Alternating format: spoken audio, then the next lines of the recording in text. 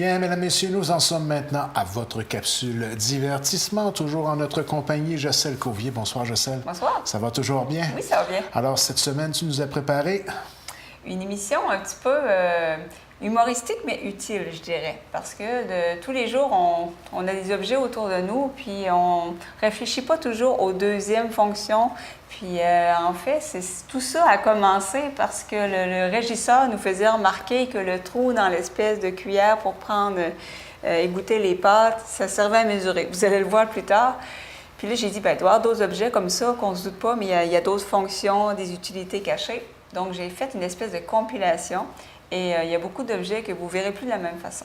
Une genre de capsule, à quoi ça sert, ça? À quoi ça sert exactement? Redécouvrir nos instruments, mais peut-être des petits aspects qu'on n'avait pas nécessairement remarqués et qui rendent l'instrument d'autant plus génial. Exactement. Puis là, moi, je réalise qu'il y a pas mal de choses que je pensais décoratif, mais ça sert à quelque chose. C'est pas là par hasard. J'ai comme l'impression que je vais partager ta prise de position tout le long de la capsule là, cette semaine. Alors, on débute. À quoi ça sert? Donc on a une agrafeuse, puis il y a une espèce de petite plaquette qui est encerclée en jaune. Moi, je sais qu'elle existe, mais sincèrement, je ne savais pas trop à quoi ça servait. En fait, on peut la tourner de 180. Puis hier, j'ai pris la peine de le faire avec mon agrafeuse sur le bureau. Moi, j'ai dit, bien, ça doit servir à quelque chose. Et vous voyez sur l'image à quoi ça sert. Donc, quand elle est en position normale, ça broche comme on est habitué, si vous voulez, au centre et à droite. Puis, à gauche, c'est ça. Si vous tournez la plaquette de 180, ça broche de façon ouverte. Donc, vous voyez là, que la broche, au lieu d'être retournée par l'intérieur, elle est retournée vers l'extérieur. À quoi ça? Ce qui permet, en fait, ça sert à brocher des documents de façon temporaire parce que c'est beaucoup plus facile à enlever ce type de broche. Je ne savais pas. Là. Je pense qu'il était temps. Et puis, j'avoue, c'est vrai que j'ai toujours vu cette plaquette-là. Ne serait-ce que cet aspect-là vient de faire la capsule. Oui, exactement. Ah oui, c'est pas des moi, j'ai pris la peine, j'ai dit, il faut que j'essaye ça avec mon agrafeuse. Puis là, ça a été comme une révélation. On vient de révolutionner l'utilisation de nos brocheuses à la maison et au bureau. Essayez ça chez vous, là, d'une broche qui est tournée vers l'extérieur. Donc, c'est ça. Et j'ai essayé. Les feuilles à tour de bras, essayer de débrocher ça. C'est pas facile, mais ça, effectivement, ça s'enlève beaucoup plus facilement. Ça sert à brocher de façon temporaire. Alors, voilà. On ne lit pas tout le mode d'emploi, on broche puis ça finit là. Ensuite, là, on a un presse-ail qu'on est habitué de voir. Vous voyez sur le manche, il y a une espèce de petite languette, si on veut. À quoi ça sert? En fait, ça sert... Est-ce qu'on peut zoomer le bout du manche? Donc, on voit, comme je disais, il y a une espèce de cavité avec un petit pic qui ressort. Ça sert à enlever les noyaux des cerises. Ah oui? Oui, c'est un dénoyauteur de cerises. Un dénoyauteur de cerises. C'est dur de faire le lien ail-cerise. Donc, il va falloir que je l'essaye, ça. Donc, si vous avez ça à la maison, supposément que ça enlève très bien les noyaux de cerises. Tu as regardé le mode d'utilisation et tout? Oui, là, moi, je n'ai pas de presse-ail chez nous. Donc, je n'ai pas pu l'essayer, mais c'est écrit que ça sert à enlever les noyaux des cerises. On va le tester. Voilà. Ensuite, là, on voit évidemment une bouteille, comme on est habitué, les bouteilles de bière, etc. Pourquoi ça a cette forme particulière? C'est parce que vous pouvez la tenir par le col et la déboucher, et de cette façon-là, vous ne la réchauffez pas avec vos mains.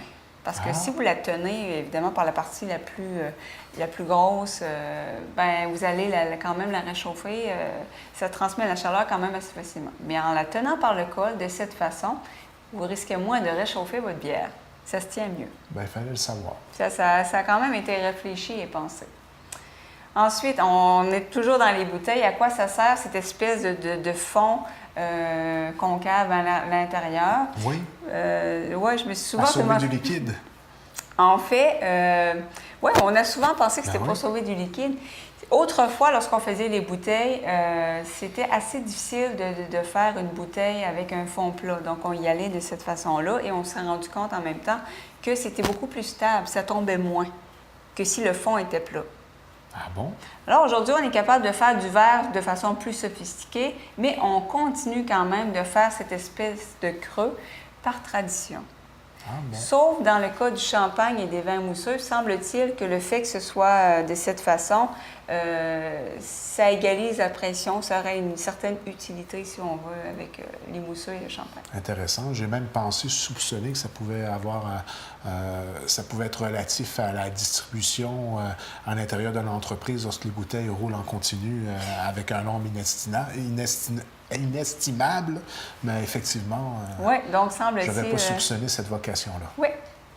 Ensuite, nous avons... ça fait longtemps que je me demande. Donc, vous avez remarqué que les chemises d'hommes et de femmes ne se boutonnent pas de la même façon. Puis là, je me suis toujours demandé, c'est pourquoi? Pourquoi? En fait, c'est qu'il y a longtemps, on parle par exemple lors de la Renaissance, etc., les femmes souvent avaient une servante pour les habiller. Et les servantes étaient droitières. Donc, les femmes se faisaient habiller et on mettait les boutons de façon à ce que ce soit plus facile et les hommes s'habillaient eux-mêmes. Ah, Et c'est pour ça que les boutons ne sont pas de la même façon. j'aurais cru totalement le contraire, moi. Moi, sincèrement, je pensais que c'était simplement une distinction homme-femme, là, pour savoir si une chemise Mais était que pour les femmes se faisaient habiller, j'aurais cru le contraire, moi, que ce soit les hommes qui se faisaient habiller. À l'époque, oui, les femmes, bien évidemment, la haute société, si on On ne veut. parle pas de la classe ouvrière ici. Non, ils s'habillaient tout seuls. Donc, ils avaient des servantes et c'était plus facile pour une droitière si les boutons étaient inversés, un homme s'habillait lui-même. Ça, j'ignorais totalement. Mais de plus en plus aujourd'hui, on voit des chemises, c'est boutonné, peu importe. Malgré Ça devient unisexe, si on veut. Mais malgré que c'est quand même quelque chose qui s'est perpétué dans le temps. Oui, quand même, je vous dirais là, que même ça m'est arrivé d'acheter une chemise de femme qui était comme l'inverse, comme une chemise d'homme, entre guillemets. Puis je me disais, bon Dieu, c'était bizarre. Quel est le problème? Quel est le problème? Mystère résolu. Oui, voilà. Ensuite, nous avons un cadenas. Donc, si vous remarquez, les cadenas ont une espèce de petit trou. À quoi ça sert? Ça sert, lorsque les cadenas sont à l'extérieur, de s'assurer que l'eau s'écoule. Sinon, évidemment, le mécanisme rouillerait. Ah, Et aussi simple que ça. Aussi simple que ça, et aussi pour lubrifier le cadenas. Mais si vous remarquez, vous allez voir, il y a des petits trous comme ça. Je n'avais jamais remarqué, honnêtement. Là. Ensuite, nous avons un téléphone cellulaire. Donc, dans les téléphones, il y a une espèce de petit autocollant qui sert à savoir, vous voyez la flèche jaune, qui sert à savoir si votre téléphone a pris l'eau ou l'humidité. Ah, Quoi ça sert? Entre autres, tu veux jouer un tour au détaillant. Exactement. Ben non! Non, tu l'as échappé à la pêche, mais non, il n'a jamais pris l'eau, puis il ouvre le cellulaire, puis il sait tout de suite s'il a pris l'eau. Donc, n'essayez pas de faire comme s'il n'a pas pris l'eau. Ah, là, c'est ça le truc. Donc, moi, souvent, par exemple, c'était situé sur la batterie dans mes téléphones BlackBerry. Donc, vous allez voir l'image suivante. Entre autres, les iPhones, c'est sur l'espèce de petite carte. Certains modèles. Donc, c'est pas situé toujours au même endroit. Donc, ça sert justement, comme je vous dis, pour les détaillants, ça n'en font pas passer une petite vie. Oui, parce que quand ça a été bien chaussé dans une poche de riz, les petits trucs du métier, oui. Là, des fois, ça peut devenir difficile de savoir si effectivement, oui ou non, le téléphone a pris l'eau ou pas. Bien, ça dépend toujours des appareils, je ne vous le conseille pas, mais moi, j'ai un BlackBerry qui a vraiment... Faites la rivière Bonaventure. Voilà. Ah, oui? Le sac de... Non, mais il y a vraiment... Quasiment, il est tombé dans l'eau, puis nous, on l'a retrouvé en plus, submergé, puis tout, puis je l'ai récupéré. Poche de riz? Je l'ai mis dans le riz. Pire que ça, un iPod qui a fait un cycle de lavage complet, récupéré. Mon père, en tout cas, l'a rangé. Puis un truc, on a tendance à l'ouvrir, je ne sais pas s'il marche, de le garder fermé le plus longtemps possible dans le riz. Parce que si on l'ouvre, c'est là qu'il peut y avoir des courts-circuits. Mais mais je ne vous le conseille pas de tester. Non, on ne fait pas... En cas de bad luck. En cas de bad luck, voilà. Et puis, en passant comme ça, un petit conseil, une tranche de vie. Il y a quelqu'un qui est mort, électrocuté. Il était dans son bain avec son cellulaire ou sa tablette qui était branchée en même temps. Oh. Tu sais, des fois, puis à un moment donné, ça a comme touché l'autre. Des fois, on fait des gestes, puis on ne réfléchit pas à quel point ça peut être dangereux. Ah oui, on la recharge du téléphone, on n'y pense pas que c'est quand même un contact direct avec l'électricité. Ouais, il est décédé de ça. Bon, bien, petit conseil. Dans le téléphone, on fait attention. Fin de la parenthèse. Alors, on enchaîne avec... il y a souvent une espèce de petite languette derrière les chemises. À quoi ça sert? Ça sert, il y a longtemps, c'était pour mettre dans des casiers, de cette façon-là, en les tenant par ça sur un crochet dans un casier. Supposément que ça ne fripe pas, la chemise semble bien repassée. Je suis toujours demandé. Moi, je pensais que c'était pour quand j'essayais de me sauver de mes parents, ils pouvaient m'accrocher. Oui, ils pouvaient accrocher. Puis aujourd'hui, on continue à le faire. M'attacher dehors, c'est la corde à linge. C'est ça, mais voilà. C'est l'utilité des petits crochets. Bon. Mais aujourd'hui, c'est plus une espèce de tradition, c'est moins pour mettre dans les cases. Un style. Ça donne un style aussi, j'imagine. Toujours dans les chemises. Pourquoi le bouton le plus haut n'est pas dans le même sens que les autres? Parce que si votre chemise s'ouvre par accident, par erreur, il y a moins de chances que le bouton s'arrache de cette façon-là. Ah! Oui, ça pareil, là, j'avais jamais porté attention. C'est beaucoup plus solide. Ensuite, nous avons... À quoi servent les espèces de petites... si vous regardez vos touches sur votre clavier d'ordinateur, le F et le J, il y a une espèce de petite barre surélevée. Là, je vois le monde se lever à la maison pour aller voir le clavier. Là. Tout le monde est en train d'aller voir son clavier si c'est vraiment fait comme ça. Puis, à quoi ça sert? Bien, évidemment, ceux qui ont la technique, la méthode pour bien dactylographie, oui. Ça sert à savoir, tu sais que tes index sont sur ces touches-là, ça sert à positionner tes doigts. Ouais. Ah. Donc, sans regarder ton clavier, tu as une idée où sont toutes les touches autour. Donc, ça, c'est spécial comme technique. Là. Moi, j'admire les gens qui réussissent à la pratiquer. Puis c'est une beauté de les voir aller. Moi, j'ai réussi à développer ma technique, moi. Moi aussi. C'était comme moi, là. Moi, là, c'est pareil parce que j'écris quand même vite. Il y a des petits trucs sur Internet. On peut s'amuser à calculer sa vitesse et faire des compétitions de vitesse avec d'autres. Tu as un texte à écrire, tu as quelqu'un en Inde qui est en train de l'écrire aussi, puis tu fais des compétitions. Pour le fun, là, c'est mes nièces qui m'ont montré ça. Puis j'ai été quand même rapide, puis aucune technique. Broche à foin, là. Fait que... Broche à foin. Je ne veux pas dire que ça ne donne rien de faire la méthode, mais vous pouvez développer vraiment une dactylographie rapide. Et c'est une méthode tout de même éprouvée là, au niveau de l'ergonomie. C'est ce qui est le plus performant, là, apparemment, en tout cas. Exactement. Donc, mais on peut être rapide sans... Comme... Il y en a qui vont juste aux deux doigts. Ah, ma mère a deux doigts, mais c'est extrêmement rapide. C'est spécial. Je trouve ça drôle. Donc, on peut développer notre méthode. Il n'y a pas de mauvaise méthode, au fond. Voilà.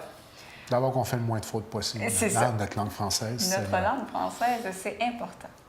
Ensuite, nous avons les fameux souliers Converse, une espèce de soulier mythique. Moi, je pensais que c'était l'aération. J'ai hâte de voir ce que tu vas me dire. Effectivement, c'est l'aération. Bon. Là, cette fois-ci, c'est comme plus évident.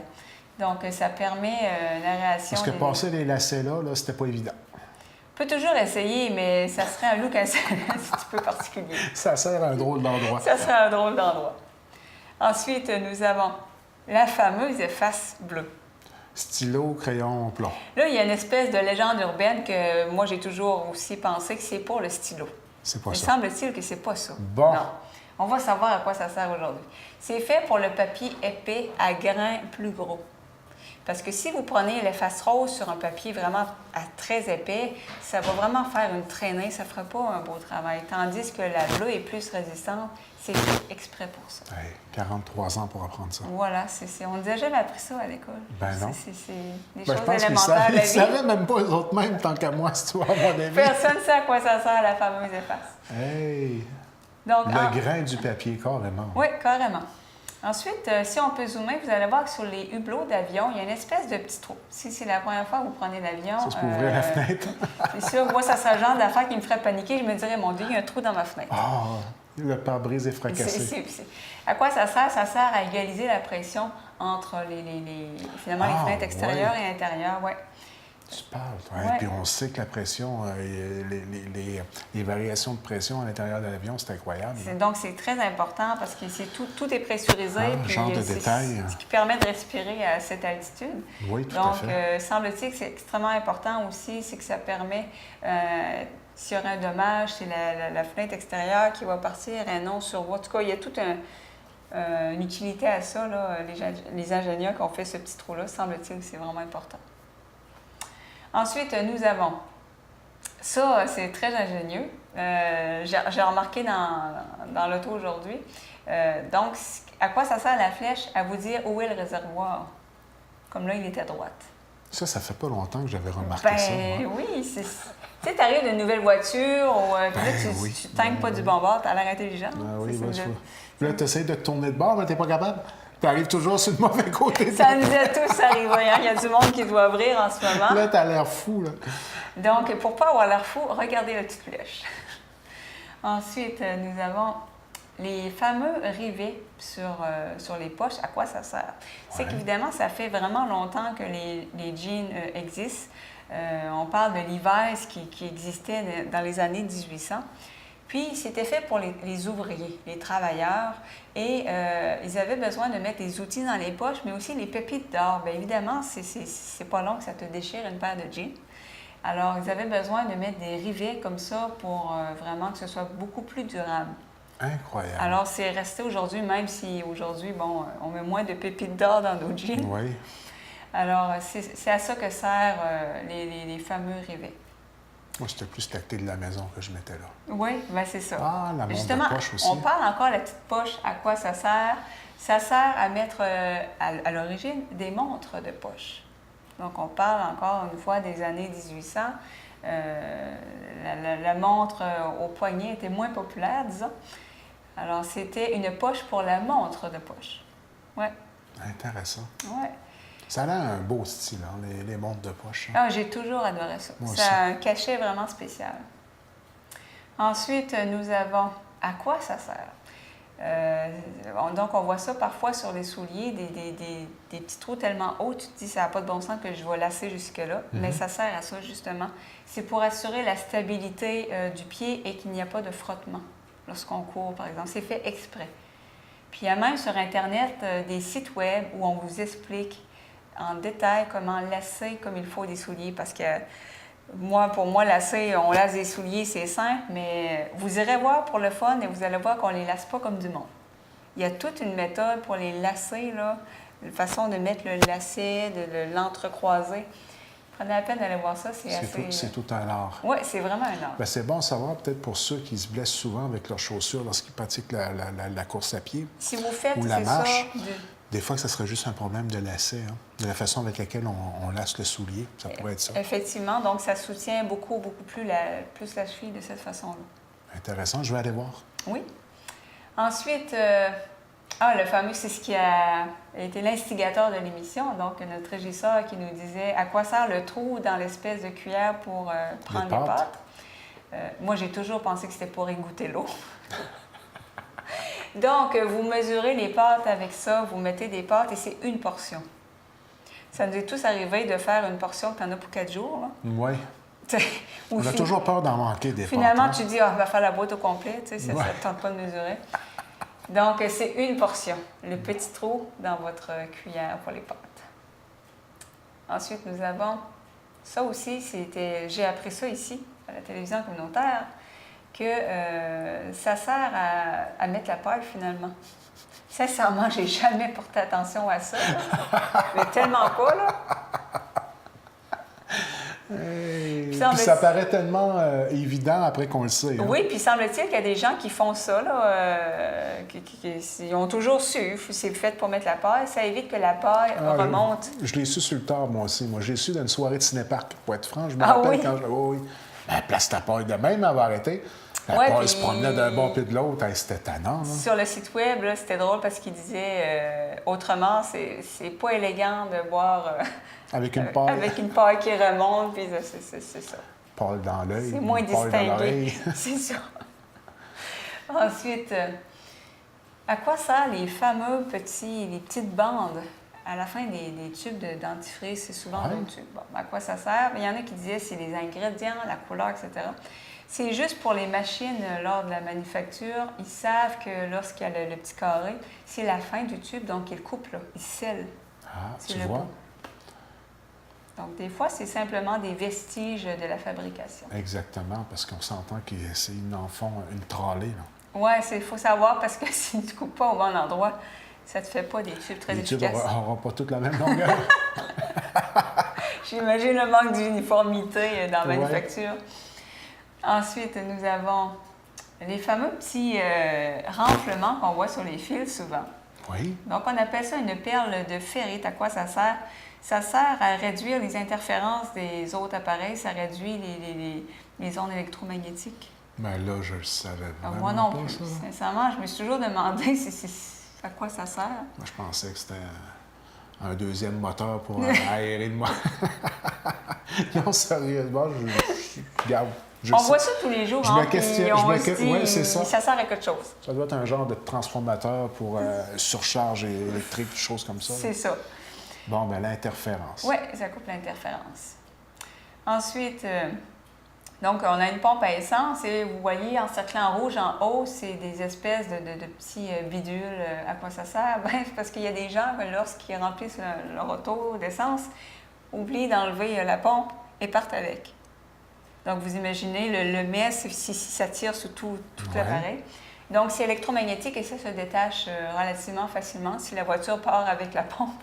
Ben, tu parles. Oui, j'ignorais aussi. J'ignorais totalement. Oui. Alors, je vais avoir un coup d'œil différent la prochaine fois que je vais aller prendre de l'essence, oui. C'est pas une idée de partir avec la pompe pour vous dire « Oh, ça va se décrocher », c'est pas une bonne idée. J'ai vu dans la capsule divertissement que ça décrochait. Oui, c'est ça. Des fois qu'ils ne seraient pas équipés, ce pompe-là. On a poussé à la télé communautaire. Ben oui. Ça a l'air que ça détache dans rien. Ensuite, on a les fameux post-it. Bon, comme tout le monde, hein, on détache les post-it comme on voit un petit peu, là, de cette façon-là. Mais lorsqu'on fait ça, ça tourne la feuille.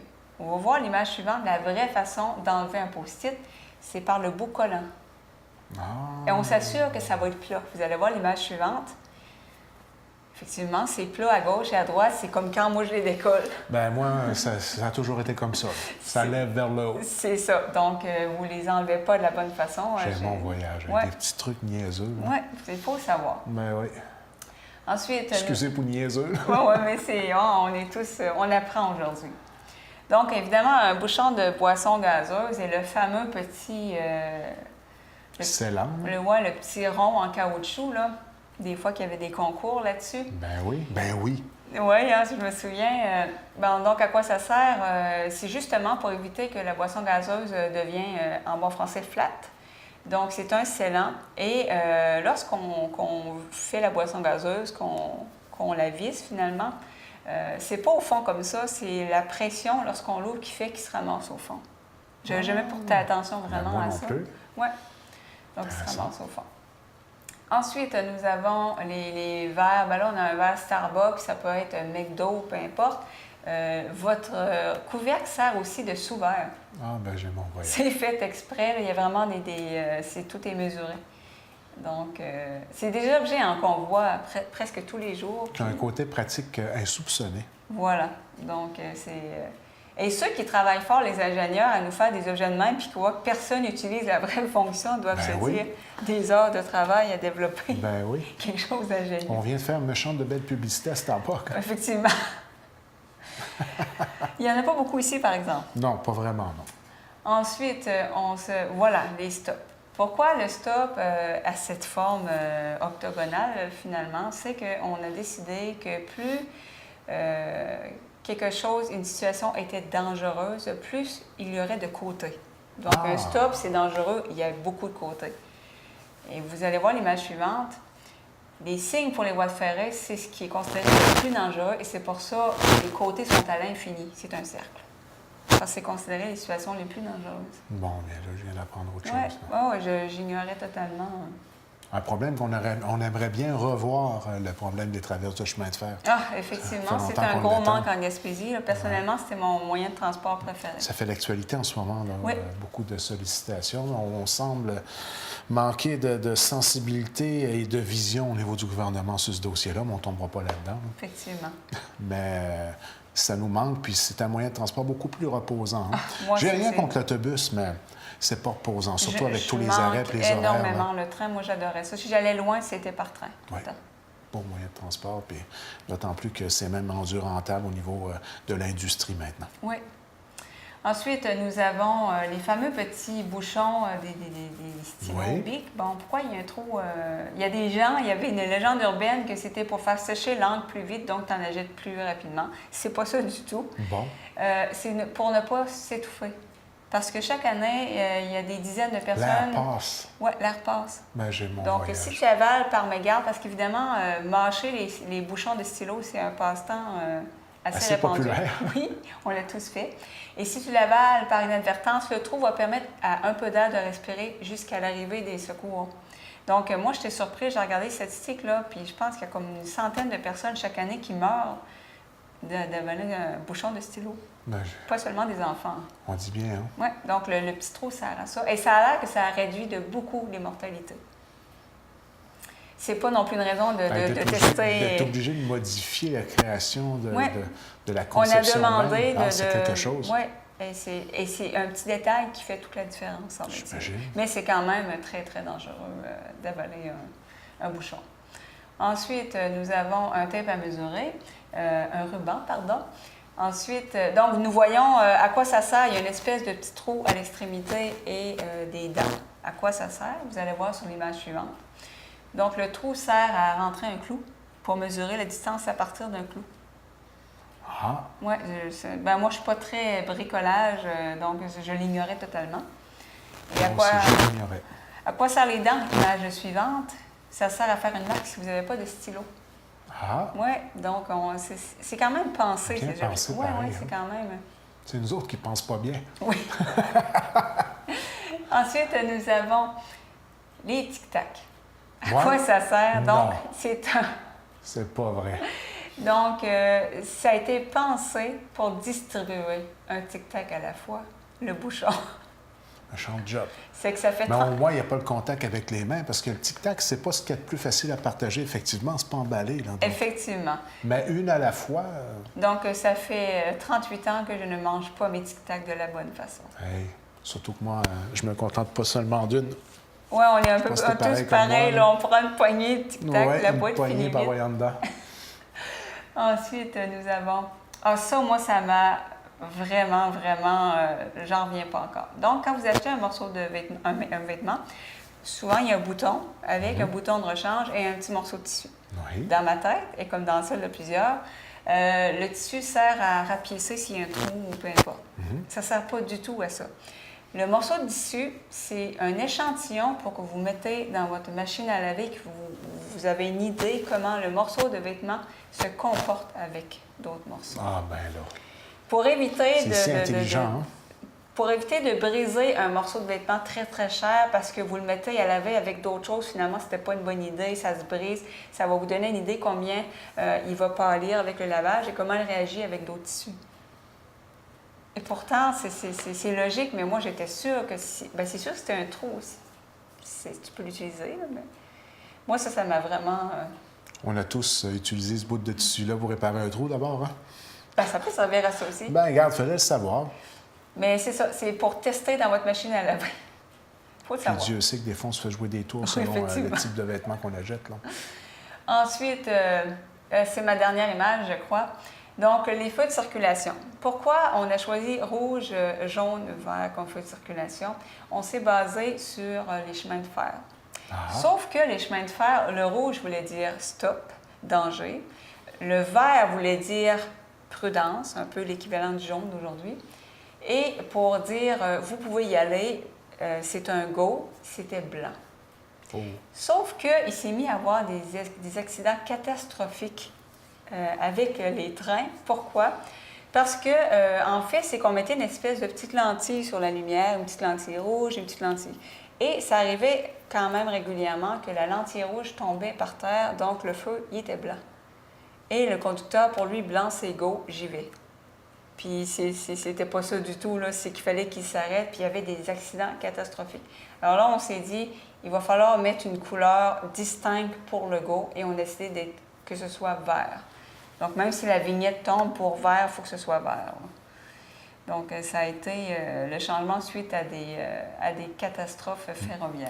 Puis là, on voit sur la lumière en question que c'est 3 siècles, mais je ne sais pas si tu as remarqué, pour les daltoniens, on a prévu des formes particulières Oui. pour le rouge, le jaune et le vert. Oui, et c'est Mon père très... était daltonien, donc j'avais... C'est m'avait très fait bien remarquer pensé, ça, ouais. là, parce que, évidemment, quelqu'un... Puis je pense qu'il y a toutes sortes de forme de Mais daltonie. je C'est pas toujours... suis étonné que ce soit 3 cercles comme ça. Je pense que c'est C'est aux peut-être États-Unis. au niveau de la grosseur ici qu'on fait la différence. Ah, peut-être. Hein? peut-être. Regarde, je dis ça comme ça, c'est une supposition. Je pense que c'est une photo qui vient des États-Unis.